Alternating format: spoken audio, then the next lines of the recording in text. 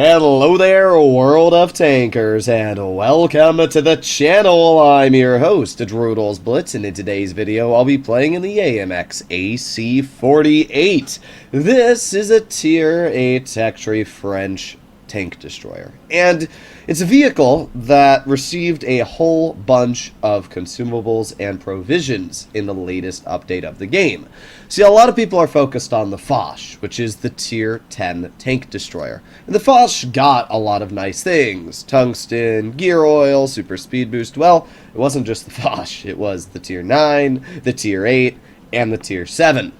And that means the AMX AC 48 just became a whole lot stronger. You see, the Foch is known for having a lot of weaknesses and downsides, but the AMX AC, now this is a vehicle that was already strong in my opinion, that became even insane now. Its base DPM is 2600, which is really good. Its aiming time and dispersion are all pretty good, and it has some of the highest pen values in Tier 8. But now, the vehicle has the ability to reverse at 19 kilometers per hour, and it also has the ability to use tungsten and adrenaline. And when you combine all of these things together, I am quite confident in saying that this is going to be a scary tank to fight. But it's only one way to really find out, and that's by getting into some gameplay here.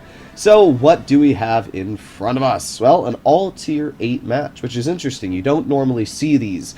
In World of Tanks PC, all tier matches are actually quite common, but in Blitz, it's not the case. We're going to start by making our way up the medium hill. We do have a T-34 and an ML1 and an IS-3 going down. I always find it interesting when you see haul-down heavies going to the most flat part of the map. Really instills a lot of confidence in me. Alright, well, my Indian Panzer has already bled about half of his health, which is also a great start. Oh boy. Okay, well, we are going to continue moving up and see if we can get to this little ramp here. Come on, anybody here? Well, interestingly enough, I'm not seeing anything. Okay, well, there's the defender. We get a nice shell into his tank. We do get hit once. He hit us in the track, but we still out-traded him, so that's kind of a win if you ask me. We got the Progetto. Alright, we're just going to back up. That's a great thing about having good reverse, is you can back up. There you go. Nice shot into the Emil. Unfortunately, our ISU is backing into the open. Yeah, great play, bro. Let's back up in the open when you have the ability to back up into cover. Ooh, boy. Well, let's activate our tungsten, and we're going to shoot the defender. Ooh, nice 456 juicer into his vehicle there. We are still alive, which is obviously pretty good. We got the Yag Panther on the flank, and we are going to finish off the defender. Obviously, that's pretty important. We also got a bounce from you, and we got a bounce from the Yag Panther. See, people don't realize that the armor on this tank is actually really, really good. Its upper plate is about 280 thick, and especially because I'm running enhanced, it's even harder to pen than what you realize. So we got a nice shot into the SU, and look at that reverse speed. We're already back in cover. Again, this tank is kind of juicing right now. Load an HE shell, we get it into the SU. Not sure what his thought process is here, but it's a good one. You know, it's a real good one. Well, see ya. I have a faster reload than you because I am running a lesser alpha with similar DPM, even with your adrenaline on.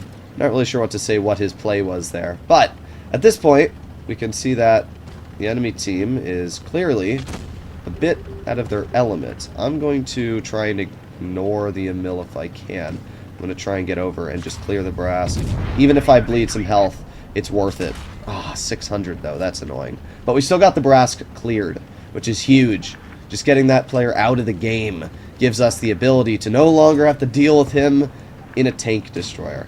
Unfortunately, our Emil dies, and I have a feeling our next Emil is going to die. Our IS-3 keeps crying, stop pushing, but at the same time, you can't really stop when this is what's going on, can you now? Well, we're going to aim it on the Progetto, we get a nice 460 juice, and the Emil gets the clear, which is obviously pretty good. We're going to reload here, and let's see if we can get a shell out in the Emil. There you go, nice. He pens that, bruh. That's really, really cringe. Come on, wiggle, wiggle. What am I looking at? How do you pen that, bro? I mean, it doesn't matter. We should win this. Yeah, yes, we sit side onto him. That's a great play. But we should win this. We have a full health of Mill 1, and not only do we have a full health of Mill 1, but we have 2 bases capped, and the IS-3 could kill the Emil because the Emil is on reload right now.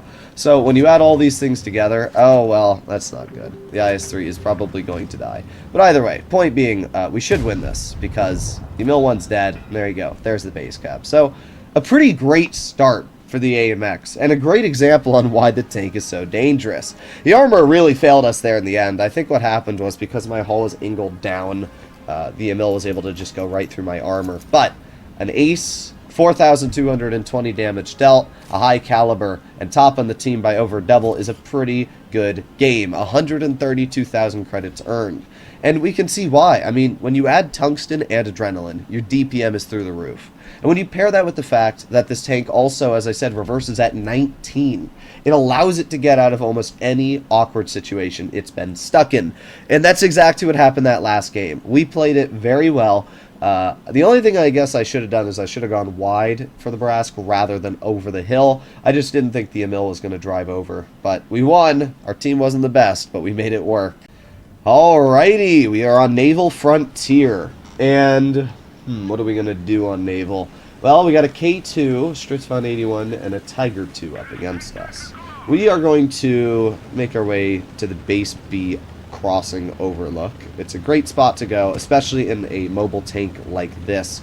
With gear oil, I am a slight bit slower than if I had ran an improved fuel rather than the small gear oil. But personally, I really like the ability to reverse at 19, so because of that, well, I was going to... Oh, wait a sec. Well, that works too. There you go. Nice shot into the Tiger, and we back up. Alright, well, let's reload. And let's see, what are you doing there, Tiger? Well, what you're going to do is lose 457 to my tungsten. Not a bad start.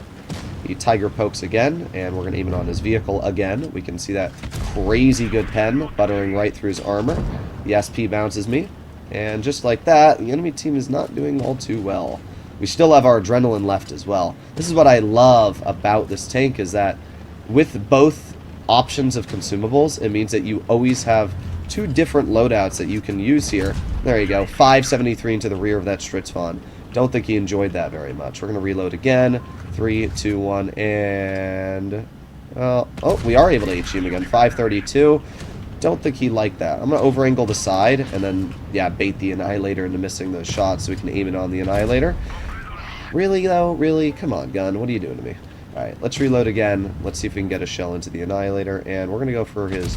well, we'll just shoot him and back up. Okay, well, he bounces one of his shots on me, which I guess is better than none. We also have the Stritzfon, which hopefully is going to die. I'm going to shoot the Annihilator again. That's definitely the big threat if you ask me. So, we're going to shoot him once. We're going to reload. What are you going to do? What are you going to do, buddy? Well, pen me for 358, and then you lose 377 and die. So who's the real winner here? Not you.